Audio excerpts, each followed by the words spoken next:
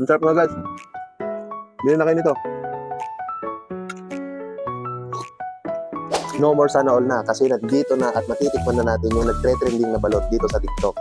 Ito nga pala yung order ko guys, 10 pieces na to. Spicy yung order ko kasi mahilig ako sa manghang.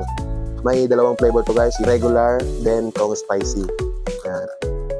Napakadali lang pala kainin to guys, ready to eat na to. Lalagyan mo lang siya ng mainit na tubig for 5 minutes. Then pwede mo na siyang kainin.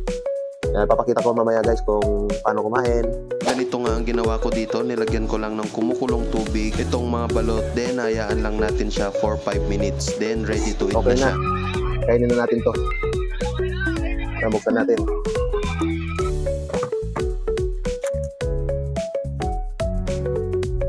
Oh, ganito nga pala siya guys, oh. Okay ah. Uy. Spicy nga guys. Paano gawa to? Hangang-hang. Sakto lang. Sarap. Oh, nakikita niyan guys, oh.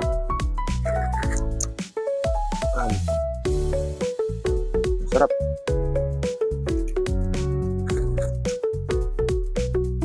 Okay guys, tikman natin. Ito. Sarap nga guys. Bili na kayo nito.